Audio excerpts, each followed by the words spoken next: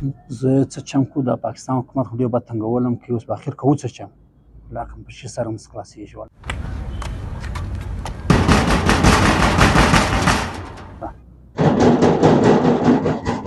وش زه لکه دی لکه عثمان چې راغی ته ورسه ورته وایه زما پلار نن دویمه ده دا نه دی راغلی کور ته سید ورسه ورته ووایه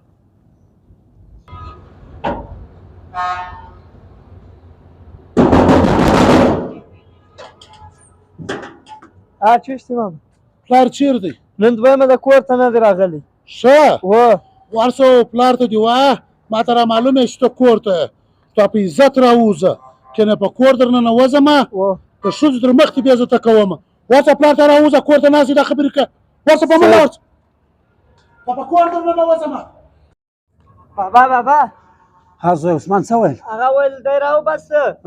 زه خبر یم چې کور یو تاکدارن د ښځو د مخ دې به عزته کومه دا څه وایي زوی دا دغه خلک زوی دې نسي بېعزته کړي څه برګوزم د باندې سید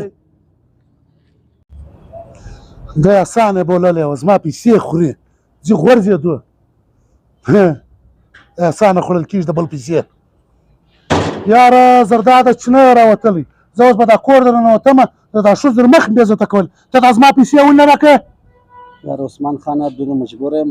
دا ټیم یو دم اچانک دا کیسه جوړه سوله والله که دا ټیم دومره شپې راسره ستاسې زه خپل بچیان په مازدا کې واچوم تر افغانستانه پورې ورسوم ګرانه یوه شپې اوس دا ټیم ما سره نشته ښه تا که د افغانستان پلان ځان ته جوړ کړی دی ځې افغانستان له زما پیسې خورې یا وروره ولې خورم ستا خوښ دی زما ستا انډوالي 20 کاله سره سوي دي 20 کاله ما تا د دې ټیم سره تر کړی دی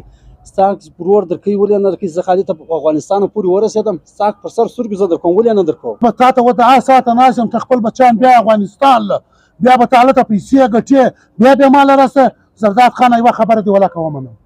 د کور سامان خرڅوې ځان خرڅوې کارچۍ خرڅوې مړه په تا څه بروسه د تو خو ماجر سړی که ولاړې بیا ته ماله پیسې راولېږې که لا نه راولېږې زه پیسې در ماښامه غواړم که نه یې بېعزته کوم دې په قرآن چې بېعزته دې کوم د بچیان در مخ دې بېعزته کوم زما پیسې زه غواړم یار عثمان خانه زه دونه مجبور یم ما په خدای که ماښام بچیانو څکه په ډوډۍ باندې کړې ده یو موټرسایکل 2020 ماډل موټرسایکل راته ولاړ دی سړی دا به خرڅ کړي خپل بچیان به تر افغانستانه پورې ورسوي د مازدا کرایه بولې شی بولې سړی هغه به خرچه به په وکړي پاخ ځان ته دې دا اسانه کړې ده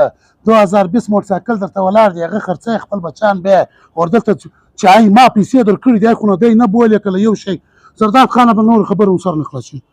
موټرسایکل دې په 15000 روپۍ کې مال راورسېدی او 15000 روپۍ پاتېږي هغه د کور سامان خرڅوي که یا ما ته د کور سامان راکړه دا راکړه زما غاړې راخلاص کړه دا به ډېر ناجایز وي زما موټرسایکل ته په 15000 روپۍ اخلي دا به انصاف نه وي که انصاف یې بولې ته ښه زما پیسې ستا افغانستان له وړیا انصاف دی نه دی انصاف نور یم زرداد سر نه خلاصېږي په خدای چې بې عزته دې م کړه پلیس هم در راغواړم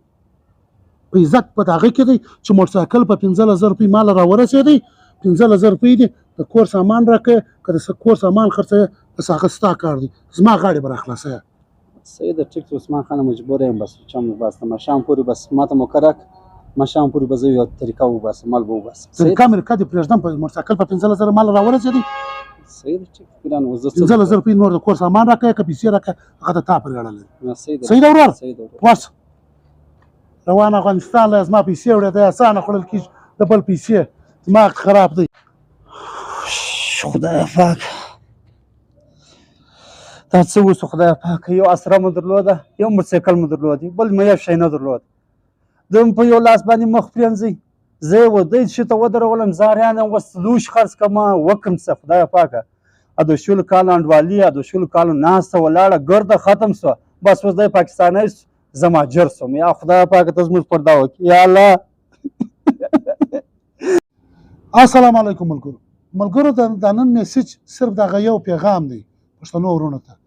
چې نبی مبارک په یو حدیث کې فرمایلی دی وایي کوم انسان چې مجبوره وي ور خاص کر بیا هغه ماجرې کډه کوي د دې سره که چا زیاتوب وکړي یا یو شی په کمه بیه جن واخیستی یا به یې بل تکلیف ور ورسوي نو هغه ګناه کبیره ده الله پاک دې موږ د ده تر ګناهو څخه بچاو کړي او دا کم خلکو چې پر دغه زموږ پښتنو ورونو باندې پیسې باندې دي د دې سره دې مرسته وکړي لکه زه دا درته وایم ور ویې بخښئ چې ور ویې بخښئ په خدای ثواب یې در ملاو شي په یوه لاس مخ مه مینځئ دا نن دی مجبوره دي سبا موږ مجبوره کیږو هو سکته د دا خلکو بدبا پر موږ ولګیږي نن دی روان دي سبا به موږ په مشکلات کې الله پاک دې موږ د دتر ګناه اوسه بچاو کې کوم چیرې زموږ د اکشنای کلیپ ویډیو خوښه شوی د اکشنای میسج مې خوښ شوی مخته د سره شیر کې د ثواب په نیت باندې چې هر ځای ژوندي اوسئ السلام علیکم